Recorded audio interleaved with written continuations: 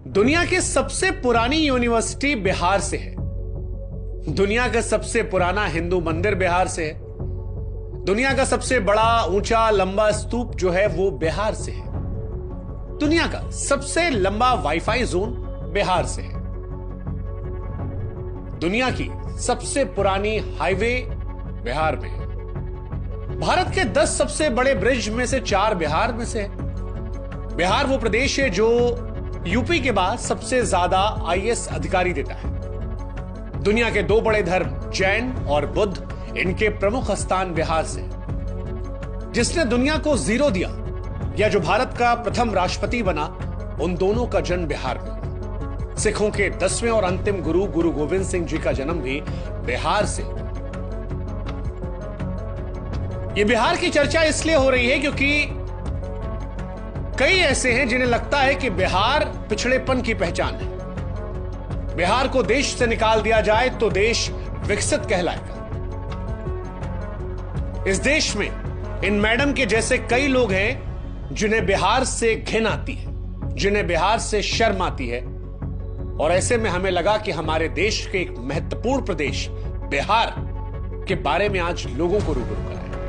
नमस्कार, मेरा नाम शुभांकर है और मैं उत्तर प्रदेश का रहने वाला हूं। लेकिन आज मैं आपको बिहार की कहानी सुनाऊंगा, बिहार के इतिहास से रूबरू कराऊंगा, बिहार के वर्तमान के बारे में आपको बताऊंगा। और वो तमाम लोग जिन्हें देश में बिहार के नाम से घिन आती है, बिहारियों को देखकर शर्मिंदगी महसूस होती है या बिहार को वो पिछड़ेपन की नजर से देखते हैं, उन्हें आज ये वीडियो जरूर भेजिएगा। आज तक हमने कहा नहीं, लेकिन आज कहते हैं कि इस वीडियो को शेयर जरूर कीजिएगा हर उस व्यक्ति से जो बिहार को देखकर आंख नाक कान मुंह बनाता है। ये मोहतरमा शिक्षिका है, टीचर, और किसी अरे गहरे नत्थु खैरे स्कूल की टीचर नहीं है।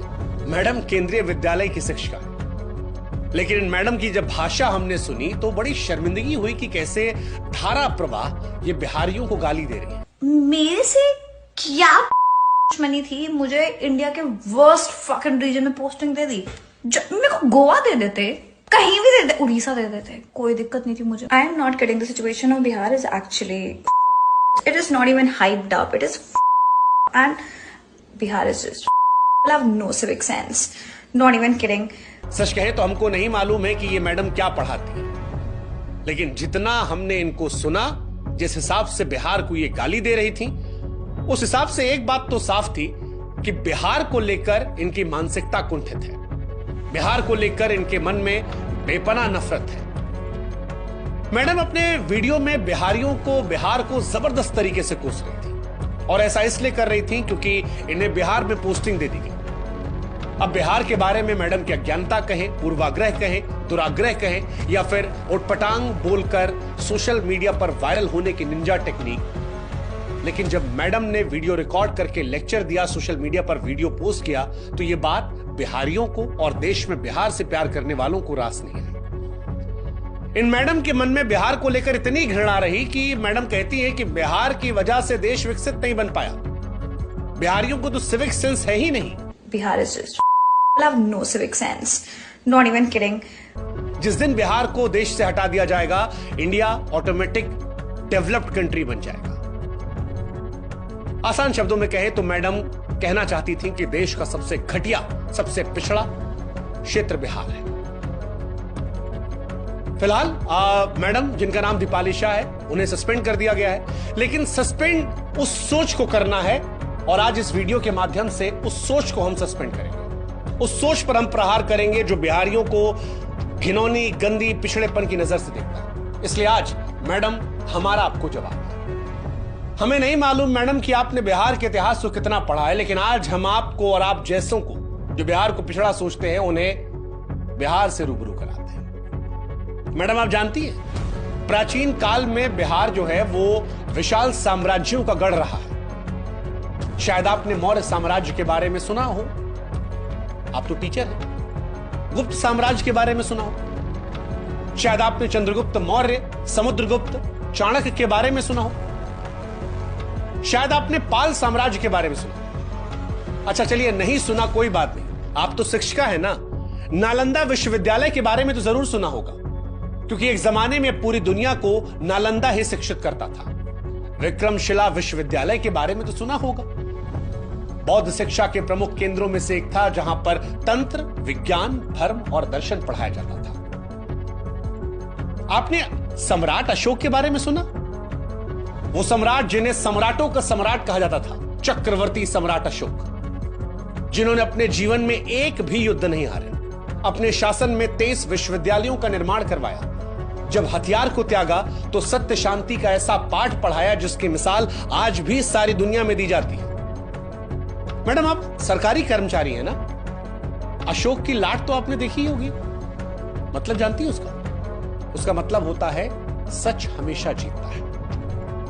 इसकी ताकत इतनी है कि अगर एक साधारण से कागज पर यह लग जाए तो उसका महत्व बढ़ा देती है, क्योंकि यह संवैधानिक पद और संविधान की ताकत को दिखाती है।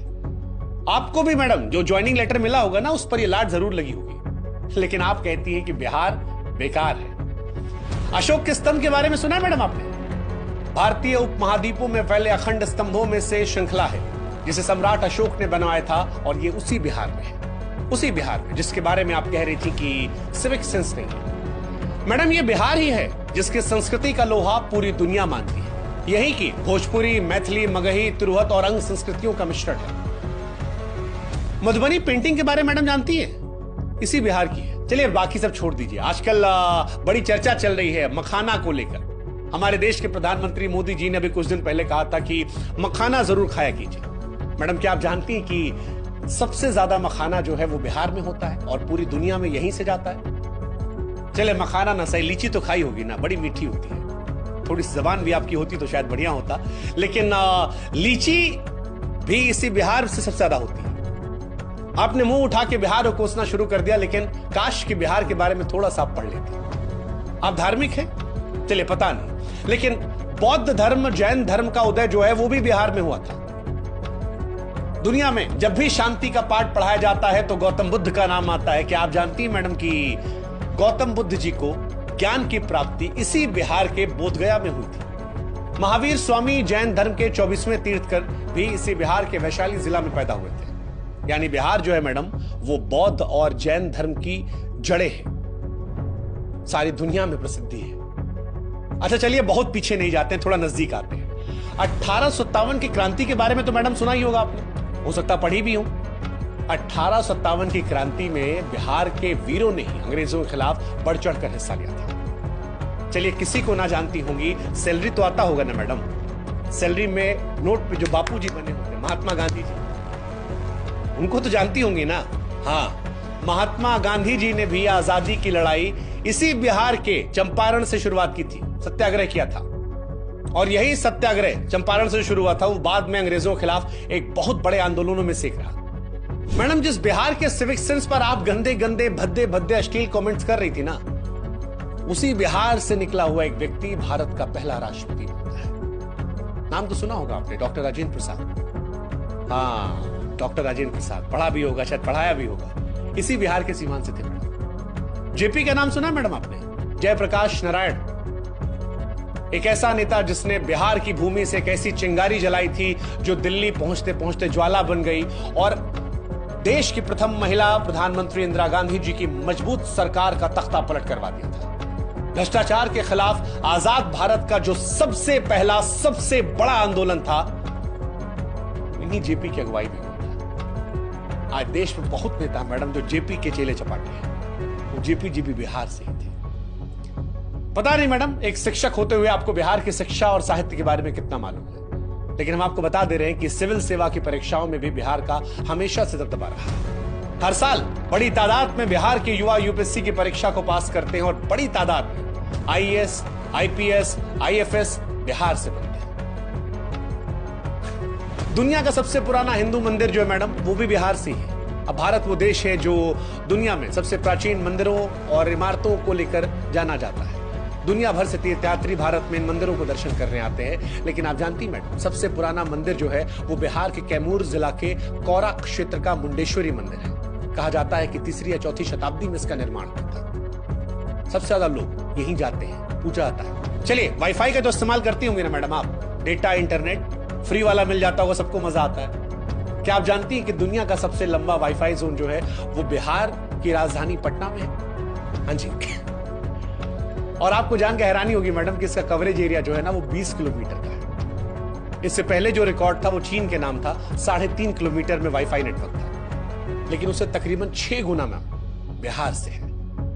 वही इंटरनेट जिससे वीडियो आपने अपलोड किया था और कहा था जीरो सिविक सेंस बिहारियों में, पिछड़े लोग हैं, डेवलप्ड हो जाएंगे। मैम इसी बिहार में अशोक राजपथ पर कभी जाइएगा, वहां से लेकर दानापुर तक मुफ्त इंटरनेट है, कोई पैसा नहीं लगेगा उससे।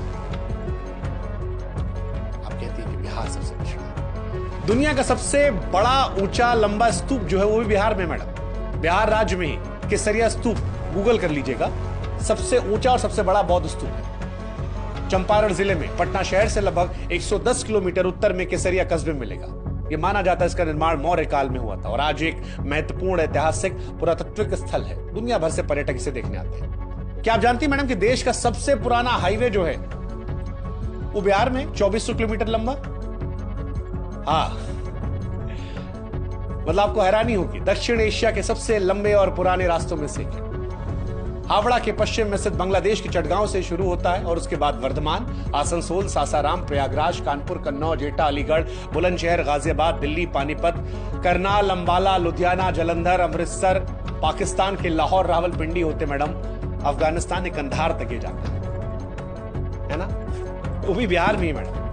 अच्छा चलिए, लिखने पढ़ने का तो शौक होगा ना मैडम आपको, कविता वविता लिखती हैं? एक कविता हमको आपके लिए याद आ रही है।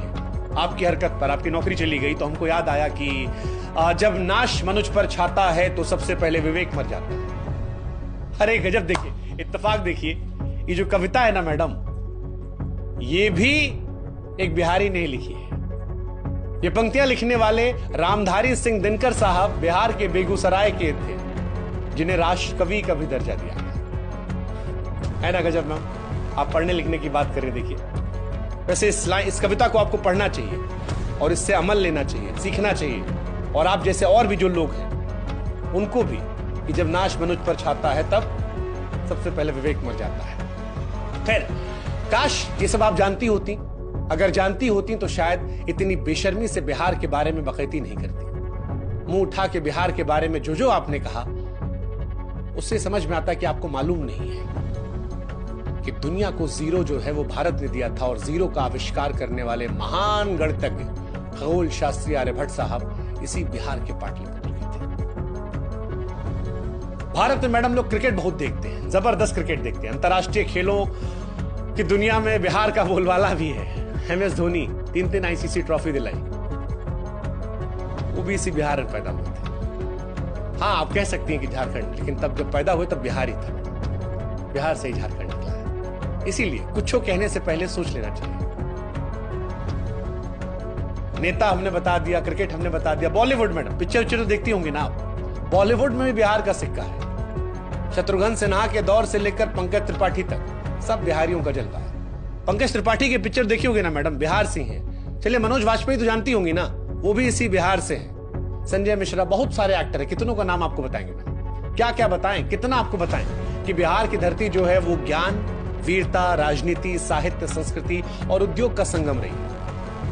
ये कुछ चंद लोग को देखकर तुरंत जज कर लिया जो मैडम ना आपने, और उसके बाद जो कुछ कह दिया, उससे पहले आपको सोचना चाहिए था कि जिस बिहार और जिस बिहारियों का आप अपमान कर रही हैं, उसी बिहार में आपको नौकरी दी गई थी। नौकरी पेट पालती मैडम, आपका जीवन चलता, आपके परिवार के लोगों का जीवन अच्छे तरीके से चलता। आपको सोचना चाहिए था कि जिन लोगों को आप कोस रही हैं उनका इस देश की अर्थव्यवस्था में बहुत बड़ा योगदान है। अगर बिहार का आदमी मुंबई, दिल्ली जैसे शहरों से पलायन कर जाए तो दिल्ली मुंबई थम जाएगी।